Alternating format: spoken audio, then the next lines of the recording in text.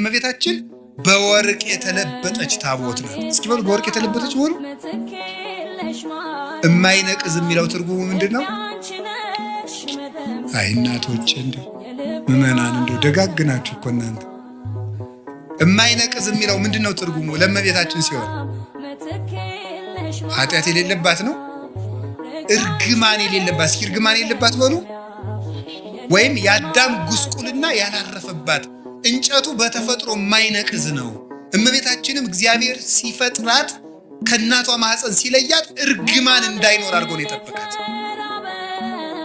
አቀባ ጰራቅሊጦስም ከርሰማ ወይ ረኩሰት በምንትንም ዘፈጠራ። እንዴት ሊሆን ይችላል? ከመምጽውር ጽሩ የገብር አለ ቅዱስ ዮሐንስ አፈወርቅ። ይሄ እንዴት ሊሳካ ይችላል ካል ወርቅ ከጭቃ እንደሚገኘው ነው አለ። ወርቅን ከጭቃ ታስገኘዋለህ ስታነሳው፣ ወርቁ ውስጥ ግን ጭቃ የለም። ድንግል ማርያም ከተረገመ ባህሪ ስትወጣ እርግማን ጉስቁል የሆነ ባህሪ ግን አልደረሰባትም። አባቶችን በብዙ ነገር ተርጉሞ በሾህ መካከል እንደተከበበች ጽጌረዳ ይላል። ጽጌረዳ አበባ እሾሁ መሃል ላይ ናት።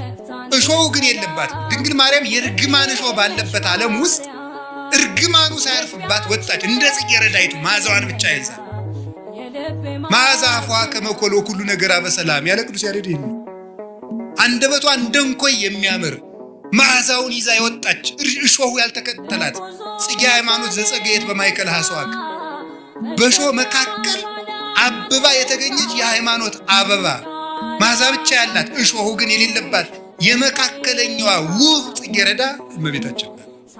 እርግማን ያለባት። ወርቁ ግን ራሷ የሰራችው ንጽህናዋ።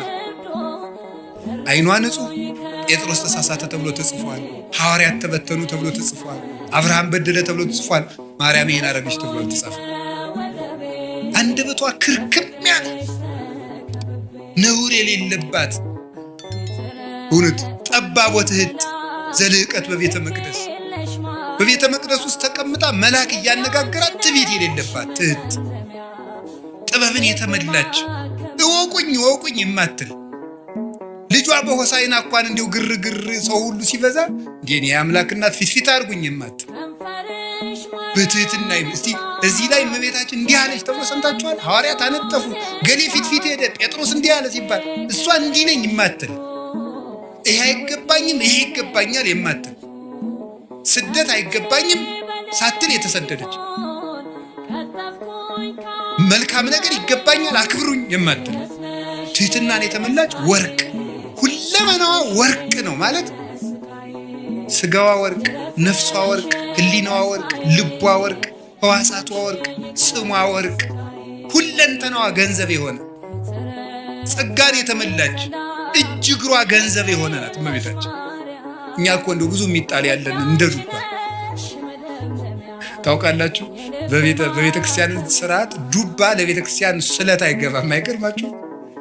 ፍትሐ ነገሥት አንቀጽ 17 ላይ አንቀጸ ምጽዋት ላይ ዱባ ለቤተ ክርስቲያን አያምጡ ይላል። ለምን? ዱባ ብዙ የሚጣላለው አያችሁ። የሚጣል ነገር የሚበዛባቸው ሰዎች ቤተ ክርስቲያን አይጉ ማለት ነው። ዱባቱ ነው። እሺ ዱባ ማለት የሚጣለው የሚበዛ ነው። እንደው እኛ እኮ ብዙ የሚጣል ነገር አለን። እንደው ብዙ ወጥቶ የሚወድቅ ጓዛ ምንን እንደው እና ዱባቱና ቅልም አይገባም ይላል። ውስጡ መራራ ነውና መራራ ሰዎች በቤተ ክርስቲያን ርስት የላቸውም ማለት ነው። መራራ መሆን ክፉ ነው። ስለዚህ እመቤታችን ግን የሚጣል የሌላት አልብኪ ነውር ወይ ምንትኒ በላይሌኪ ኩለንታኪ ሰናይት እንታቤ ወዳጄ ሁለንተናሽ ውብ ነው ምንም ነውር የለብሽ ብሏታል ልጇ ሰሎሜ። በወርቅ የተለበጠችው ታቦት ማድረግ አንዳች ነገር ያልተገኘባት የቅድስና ማህተም ያተማት የእግዚአብሔር ከተማ የመሰላሏ ጫፍ ላይ ይላል አይደለም እንዴ? የመሰላሏ ጫፍ ላይ እግዚአብሔር ተቀምጦባት ነበር ይላል። መሰላል እመቤታችን ናት። የመሰላሏ ጫፍ አይምሮዋ ነው። አይምሮዋ ውስጥ ህሊናዋ ውስጥ ከእግዚአብሔር ውጭ ምንም ገብቶባት የማታውቅ እንተ ኢርያ አይነ ንስር ዲያብሎስ ያልተመለከታት የታጠረች ገነት እጹቅ አዘቅተማ ሕይወት የታጠረች አትክልት የተገጠመች የውሃ ጉድጓድ አዘቅተማ ሕይወት የሕይወት ውሃን ያፈለቀች የታተመች የውሃ ምንጭ እመቤታችን የእግዚአብሔር ታቦት ይሏችኋል ማርያም ናት። እመቤታችን በጆሮዋ አልበደለችም፣ በዓይኗ አልበደለችም፣ በአፍንጫዋ አልበደለችም፣ በእጇ ዳሳ አልበደለችም። አራቱን ቀለበት ወርቅ አድርገው ማለት ሰው የሚበድላቸው በሮቿ ሁሉ የእመቤታችን ንጹሕ ናቸው እንደጠራ ወርቅ።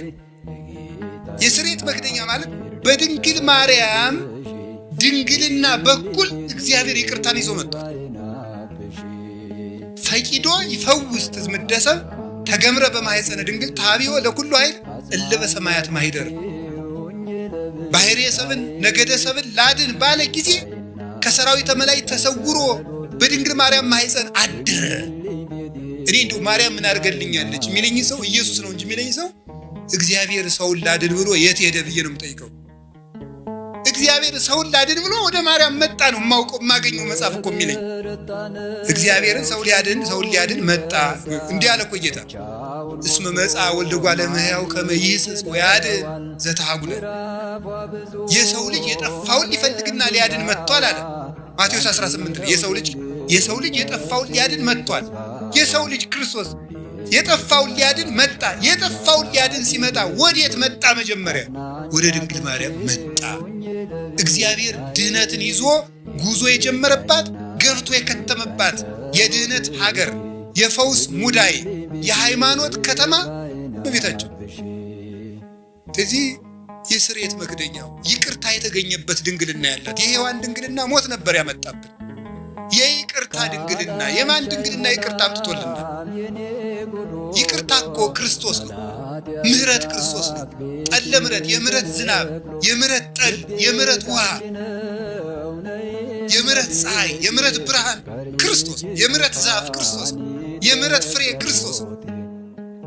እሱን ያስገኘ ድንግልና የድንግል ማርያም ምህረት የሰጠ ድንግልና፣ ምህረት የፈሰሰበት ድንግልና፣ ምህረትን ዓለም ያሳየ ድንግልና የማርያም ድንግልና።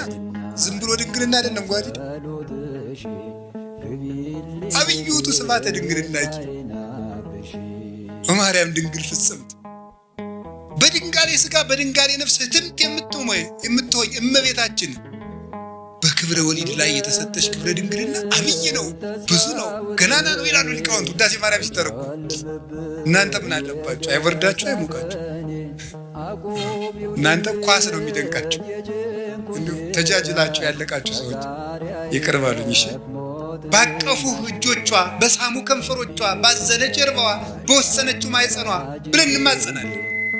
ዛሬም ይቅርታን ይሰጠናል። ስለዚህ ድንግል ማርያም ማኅፀኗ የይቅርታ ማኅፀን። አነጋግርሃለሁ ማለት ምን ማለት ነው? የድንግል ማርያም ማኅፀን የሃይማኖት መስበኪያ ነው። የሃይማኖት ምስክር ነው። የእምነት መግለጫ ነው። ወትሜህሮሙ ሰጊደ ለስሉስ ማሕየዊ፣ ለማሕየዊ ሥላሴ ስግደትን የምታስተምርላቸው ናት። ድንግል ማርያም እምነትን የምትገልጥ ናት እንጂ እምነትን የምትጋርድ አይደለችም። እመቤታችን ዘላለማዊ ድንግልና ነው ያላት። የስርየት መክደኛው አይፈታም። ለምንድን ነው የማይፈታው? አካላዊ ቃል ነው የገባበት። የእግዚአብሔር ቃል ነው ያደረበት። ለምን ሲባል እግዚአብሔር የሚነጋገርበት የስርየት መክደኛ ነው። ያ ማለት የድንግል ማርያም ማኅፀን የእምነት ሰባኪ ነው። እንዴት ነው የሚሰብከው? ሳትወልድ ድንግል ናት። እስኪ ሳትወልድ ድንግል በሉ። ስትወልድ ድንግል በሉ። ስትወልድ ድንግል በሉ። እሺ ከወለደች በኋላ ድንግል በሉ። ዘብዛባ ሁኜ እንዳይመስላችሁ እሺ።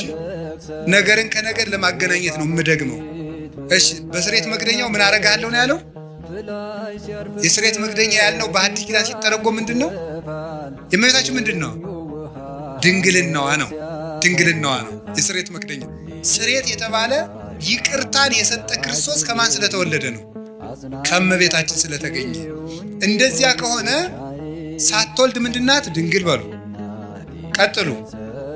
ስትወልድ ከወለደች በኋላ ለምን በሉ እንጂ ምን ያደርጋል ይሄ ስትሉ፣ ለልጇ ምስክር ስለሚሆን። ምን? ኢየሱስ ክርስቶስ ሳይወለድ አምላክ በሉ፣ ሲወለድም አምላክ፣ ከተወለደ በኋላም አምላክ፣ ስለዚህ ዕብራውያን 13 ቁጥር 8 ላይ ኢየሱስ ክርስቶስ ዘተማልሙ ወክም መውት እስከ ለዓለም ኢየሱስ ክርስቶስ ትናንትም ዛሬም እስከ ዘላለሙ ድረስ ያው ነው። ሳትወልድ ድንግል ሳይወለድ አምላክ፣ ስትወልድ ድንግል ሲወለድም አምላክ፣ ከወለደች በኋላም ድንግል ከተወለደ በኋላም አምላክ። ድንግልናዋ አለመለወጡ የልጇ አምላክነት ላለመለወጡ ማስረጃ ነው። ለማይለወጠው ልጇ ምስክር እንድትሆን እሱ ሰው ቢሆንም አምላክነቱ ስላልተለወጠ እሷም ብትወልድም ድንግልናዋ አልተለወጠም። ለልጇ ምስክር ናት። በስርየተ መክደኛው አነጋግርሃለሁ ማለት አለመለወጤን የማልለወጥ አምላክ መሆኔን በማይለወጠው በእናቴ ድንግልና እነግርሃለሁ፣ አስተምርሃለሁ ማለት። ድንግልናዋ አልተለወጠም። ለምን? እሱም ሰው ሲሆን አልተለወጠም። የማይለወጥ አምላክ መሆኑን ለማስረዳት የእናቱን ድንግልና ሳይለውጥ ተወለደ። ትንቢተ ሚልክያስ ምዕራፍ 3 ቁጥር 5 ላይ አንሰ እግዚአብሔር አምላክክሙ ዘኢይትዌለድ፣ እኔ የማልለወጥ አምላካችሁ እግዚአብሔር ነኝ፣ እኔ እግዚአብሔር አምላካችሁ አልለወጥም ብሎ ነበር። የማይለወጥ አምላክ መሆኑን ለማስረዳት ከእናቱ ሲወለድም ድንግልናዋን እንዳይለወጥ ጠበቅ። አቀበ ማኅተመ ድንግልና ከመትኩን መራሒተ ለሃይማኖት አበየ። አቀበ ማኅተመ ድንግልና ከመ በጽንሳ መንክር ትኩን መራሒተ ለሃይማኖት አበየ። ድንቅ በሚያሰኝ ማኅተመ ድንግልናዋ ለታላቂቱ እምነት ምስክር ትሆን ዘንድ ድንግልናዋን ጠበቀው ይላል። ስለዚህ የድንግል ማርያም ድንግልና ለክርስቶስ አለመለወጥ ምስክር ነው። ክርስቶስ ሰው የሆነ አምላክ ነው። ሰው ብቻ አይደለም፣ አምላክ ብቻ አይደለም፣ ሁለትም አይደለም፣ ነጠላም አይደለም። ሰውነቱ በአምላክነት እንዳልተለወጠ ድንግል ስለሆነች እናትነት አልቀረባትም። አምላክነቱ በሰውነት እንዳልተለወጠ ድንግልናዋ በእናትነት አልተለወጠባትም። አምላክ ወሰብ ስለሆነ ሁለት ባህሪ እንደማይባል ሁሉ ድንግልም እናትም ስለሆነች ሁለት ሰው አይደለችም። እናቱ አንድ ሁና ድንግልም እናትም እንደሆነች ክርስቶስ አንድ አካል አንድ ባህሪ ሲሆን አምላክነቱ በሰውነት ሰውነቱ በአምላክነት ያልተለወጠበት በተአቅቦ የሚኖር በተዋሂዶ ክብሩን የገለጠ ስግው ቃል ወልድ ዋሕድ አምላክ ወልደ አምላክ ይባላል። እንግዲህ ከገባችሁ ይገባችኋል። ደግሞ ይገባችኋል። ይዛችሁታል። እሺ፣ ድንግል ማርያም ድንግል ናት በሉ። እሺ፣ እናት ናት በሉ። ክርስቶስ እሳ አምላክ ነው በሉ። ሰው ነው በሉ። ደግሞ ድንግል እናት ግን ሁለት ናት። ክርስቶስ አምላክ ነው፣ ሰው ነው፣ ሁለት ነው አይደለም፣ አንድ ባህሪ ነው። ስለዚህ የተዋህዶ ምስክር ናት። የተዋህዶ ምስክር እንድትሆን ድንግልናዋን የጠበቀበት ምክንያት ለዚህ ነው። ስለዚህ እግዚአብሔር በዚህ ነግሮናል። ትንቢተ ሕዝቅኤል ምዕራፍ 44 ቁጥር 2 ላይ ድንግል ማርያም ድንግል ሆና የኖረችውና በዘላለም ድንግልና የቀጠለችው ድንግልናዋ ያልተለወጠው ለምንድን ነው ብትሉ፣ አንደኛ ለልጇ ምስክር እንድትሆን ነው። አሁን ባልኳችሁ የልጇን አለመለወጥ እንድትመሰክር፣ የልጇን ተዋህዶ እንድትመሰክር፣ ለልጇ ምልክት እንድትሆን። ትንቢተ ኢሳይያስ ምዕራፍ 7 ቁጥር 11 ላይ እግዚአብሔር ይሁበክሙ ትእምርተ፣ እግዚአብሔር ምልክት ይሰጣቸዋል፣ ድንግል በድንግልና ጸንሳ በድንግልና ትወልዳለች፣ ስሙንም አማኑኤል ትለዋለች አለ። ማቴዎስ ምዕራፍ 1 ቁጥር 23 ላይ በነቢይ የተነገረው ይፈጸም ዘንድ ስሙን አማኑኤል በለው፣ ድንግል በድንግልና ትወልዳለች፣ ስሙም አማኑኤል ይባላል የተባለ ይፈጸም ዘንድ አለ። እግዚአብሔር ምልክት ይሰጣቸዋል፣ ድንግል ትወልዳለች አለ። ድንግል ማርያም ዘላለማዊ ድንግልና ከሌላት ምልክትነቷ ምንድን ነው? ምልክት የሆነችው እኮ ዘላለማዊ ድንግልና ስላላት፣ ያ ምልክት የተፈጸመባት ድንግል ደግሞ እመቤታችን እንደሆነች ወንጌላዊ ነግሮናል። ስለዚህ ድንግል ማርያም የማይለወጥ ዘላለማዊ ድንግልና አላት። ለምን? ምስክር እንድትሆን፣ ምልክት እንድትሆን፣ ለሃይማኖት ማስረጃ እንድትሆን። ወዲህም ደግሞ ለምንድን ነው የማይገባባት ሲባል ሌላ ባል አላገባችም፣ ሌላ ልጆችን አልወለደችም። ለምን? የኃያላን አምላክ እግዚአብሔር ስለገባበት። ሕዝቅኤል ምዕራፍ 44 ቁጥር 4 ላይ እንደተነገረ የሰራዊት ጌታ እግዚአብሔር ገብቶባታልና ሌላ አይገባባትም፣ ተዘግታ እሱታት ነበር ለዓለም ለዘላለሙ ታትማ ትኖራለች። መልስ ለምን? እግዚአብሔር ስለገባባት። እግዚአብሔር ስለገባባት